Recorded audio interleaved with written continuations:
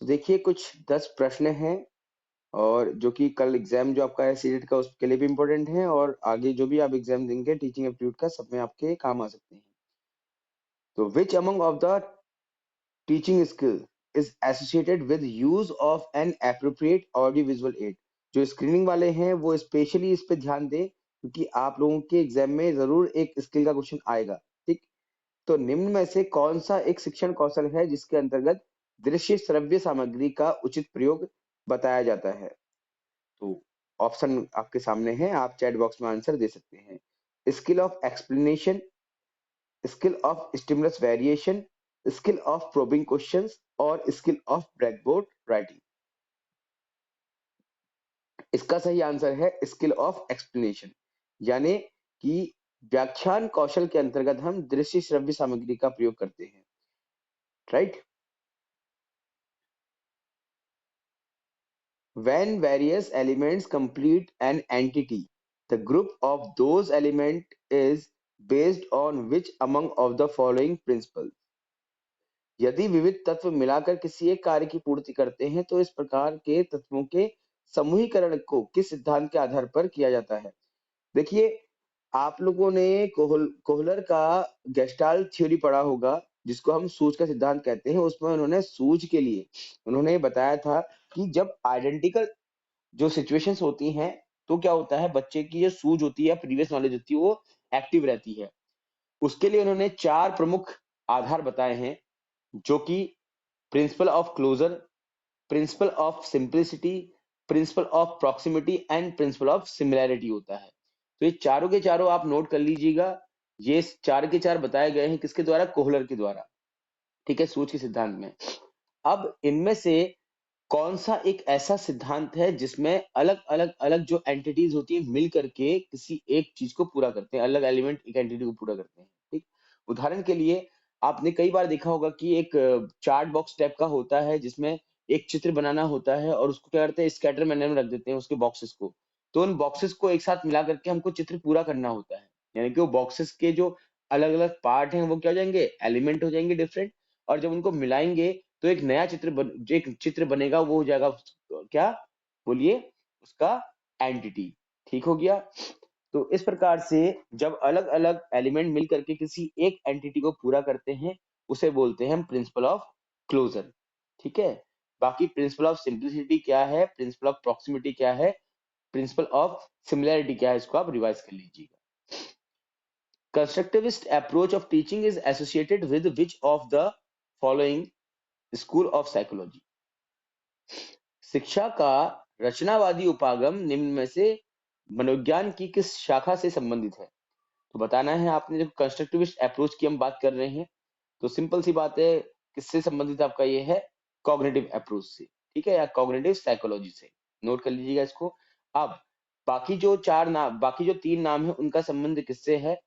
पहले तो ये 4 के 4 क्या है आप लोगों को रिकॉल करना है और आपने चैट बॉक्स में आंसर देना है अगर आप अच्छे से रिकॉल करना चाहते हैं या मेमोरी चेक करना चाहते हैं अपनी। तो संज्ञानवाद का अर्थ क्या है, मानववाद का अर्थ क्या है, व्यवहारवाद का अर्थ क्या है और गेस्टाल्टवाद का अर्थ क्या है, और साथ ही साथ इन सभी के जनक कौन कौन है। Who is the profounder of cognitivist psychology, who is the profounder of humanism, who is the founder of behaviouralism and who is the founder of gestaltism. अच्छा, ह्यूमैनिज्म का फाउंडर साइकोलॉजी के संदर्भ में आपने बताना है। Micro teaching skills are basically useful for which among of the following group. सूक्ष्म शिक्षण कौशल का मुख्यतः निम्न में से किस समूह के लिए अधिक उपयोगी है? बताना है आपको। प्री सर्विस टीचर ट्रेनिंग के लिए अधिक उपयोगी है, इन सर्विस टीचर ट्रेनिंग के लिए अधिक उपयोगी है, या दोनों के लिए ही उपयोगी है, या फिर टीचर एजुकेटर के लिए। अब इनमें क्या अंतर है पहले समझ लीजिए। प्री सर्विस ट्रेनिंग, जैसे आप बीएड कर रहे हैं, अभी आप टीचर बने नहीं है, टीचर बनने से पहले आप ट्रेनिंग कर रहे हैं, ये होती है प्री सर्विस ट्रेनिंग। अब आप टीचर बनने के बाद अगर कोई ट्रेनिंग लेते हैं, ठीक है, टीचर आप ऑलरेडी हैं, बट क्या कर रहे हैं, आप अपने कौशल में इंप्रूवमेंट लाने के लिए क्या कर रहे हैं, ट्रेनिंग ले रहे हैं, तो उसको बोलते हैं हम इन सर्विस ट्रेनिंग। ठीक है ना। तो इसका आंसर है फॉर बोथ, यानी पूर्व और सेवारत दोनों ही शिक्षकों के लिए ये आवश्यक है। Which among of the following psychologist is not associated with gestaltism? निम्न में से किसका संबंध गेस्टाल्टिज्म से नहीं है? Kohler, Koffka, Lewin and Kohlberg. तो देखिए, कोहलर, कोफका और लेविन का संबंध तो गेस्टाल्टिज्म से है, कोहलबर्ग का संबंध गेस्टाल्टिज्म से नहीं है। तो इसका आंसर हो जाएगा आपका कोहलबर्ग। ठीक है ना? इसके बाद, which school of psychology accept any situation as a whole? निम्न में से कौन सा एक ऐसा मनोविज्ञान की शाखा है जिसके अंतर्गत परिस्थिति को समग्र रूप से स्वीकार किया जाता है? Right? Behaviourism, functionalism, gestalt psychology या फिर ह्यूमनिज्म। तो देखिए, गेस्टाल्ट साइकोलॉजी इसका आंसर है, क्योंकि गेस्टाल्ट का अर्थ होता है एज अ होल, यानी कि समग्र रूप से। राइट? तो अब आपके लिए प्रश्न ये होता है कि व्यवहारवाद का क्या अर्थ है, फंक्शनलिज्म यानी कि प्रकार्यवाद का क्या अर्थ है, और ह्यूमनिज्म यानी कि मानवतावाद का क्या अर्थ है? Which among of the following is not associated with the skill of probing questions? यानी खोजपूर्ण प्रश्न के संबंध में निम्न में से कौन एक सही नहीं है? बताइए। खोजपूर्ण जो प्रश्न होते हैं ना, उसके कौन कौन से एलिमेंट होते हैं, रिकॉल कीजिए और बताइए कि इनमें से कौन वो नहीं है। खोजपूर्ण प्रश्न के अंतर्गत प्रॉम्प्टिंग होता है। प्रॉम्प्टिंग मतलब होता है हिंट देना। ठीक है, जैसे किसी बच्चे से आपने पूछा कि भाई नैनीताल कहाँ है, तो अब बच्चे को नहीं आता है, तो आप पूछोगे हल्द्वानी कहाँ है, बच्चा बोलेगा उत्तराखंड में। तो बताओ नैनीताल कहाँ है, तो बच्चा बोलेगा उत्तराखंड में। ठीक है, इस तरीके से प्रॉम्प्टिंग करना।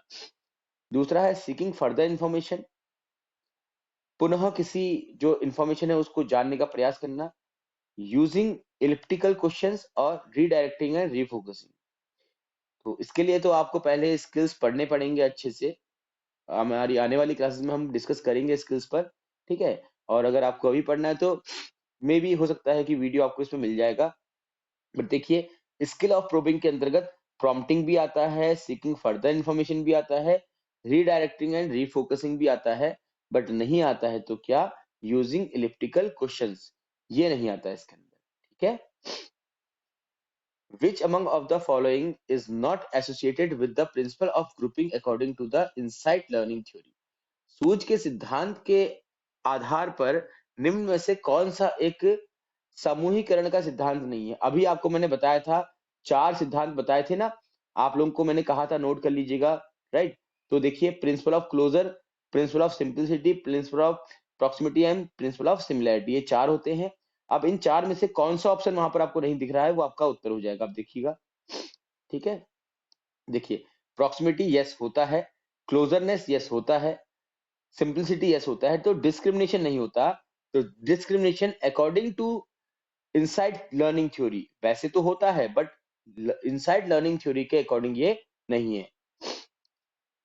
When a teacher ask the same question to number of students according to you, which skill of teaching is used by her? अगर एक शिक्षक किसी एक ही प्रश्न का उत्तर बहुत सारे छात्रों से पूछती है, तो बताइए कि किस शिक्षण कौशल का प्रयोग कर रही है। ठीक, अभी अभी आपको बताया था, जब एक से अधिक बच्चों से क्वेश्चन पूछे जाते हैं या फिर हिंट दी जाती है, तो वो कौन सा स्किल होता है? वो होता है प्रोबिंग क्वेश्चनिंग स्किल। ठीक है, देखिए, टीचिंग स्किल्स तो, माइक्रो टीचिंग स्किल्स तो आप लोगों को पता ही है कि हर एक एग्जाम में आप लोगों के लिए इंपॉर्टेंट है, तो इसको आप अच्छे से पढ़ लीजिएगा। Which among the following is not associated with skill of explanation? निम्न में से क्या व्याख्यान कौशल से संबंधित नहीं है? तो देखिए, use of simple language, avoiding wagyu word, movement when necessary, use of appropriate linking words. तो यदि आपने अच्छे से स्किल्स पढ़े हैं तो आप इसका आंसर दे सकते हैं। तो फटाफट आप लोग चैट बॉक्स में इसका आंसर दीजिए कि विच among of the following is not associated with skill of explaining. व्याख्यान कौशल से संबंधित निम्न में से कौन नहीं है? तो देखिए, जब भी आप व्याख्यान करते हैं तो आपको बहुत सरल भाषा का प्रयोग करना चाहिए, ऐसा हम कहते हैं ना। तो यूज ऑफ सिंपल लैंग्वेज तो इससे संबंधित होगा। हम ये कहते हैं कि ऐसे शब्द जो भ्रमित करें आपको, उनका प्रयोग नहीं करना चाहिए। तो इसीलिए जो वैग्यू वर्ड्स होते हैं उनको हम अवॉइड करते हैं, इसका संबंध भी होगा। मूवमेंट व्हेन नेसेसरी, कि जब आवश्यक हो तब आप चहलकदमी करें, जब आवश्यक ना हो तो ना करें, इसका संबंध तो अभी फिलहाल व्याख्यान कौशल से नहीं लग रहा है। Then use of appropriate linking word, जब आप व्याख्यान करते हैं तो आपका एक वाक्य दूसरे वाक्य से मिलाने के लिए आपको सही शब्दों का प्रयोग करना है, यानी कि लिंकिंग वर्ड का प्रयोग करना है। यस, ये भी व्याख्यान कौशल से संबंधित है, तो इसका आंसर है मूवमेंट व्हेन नेसेसरी। तो मूवमेंट व्हेन नेसेसरी किससे एसोसिएटेड होगा? It is associated with the skill of stimulus variation. Stimulus variation से ये रिलेटेड है, कौन सा? Movement when necessary. चलिए, तो ये आपके जो 10 प्रश्न थे ये कंप्लीट होते हैं। तो इन क्वेश्चंस को आप अच्छे से देखिएगा, इनके हर एक पॉइंट को, हर एक ऑप्शन को आपने कहाँ सुना है, कहाँ पढ़ा है, उसको रिकॉल कीजिएगा। और रिकॉल करने के बाद हो सके तो, अगर अभी रिकॉल हो जाता है तो तुरंत आप चैट बॉक्स में लिख दीजिए, नहीं होता है तो उसको आप थोड़ा सा स्टडी कीजिए, रिवाइज कीजिए, अपने कंसेप्ट को आप थोड़ा सा फिर से रिफाइन कीजिए। ओके।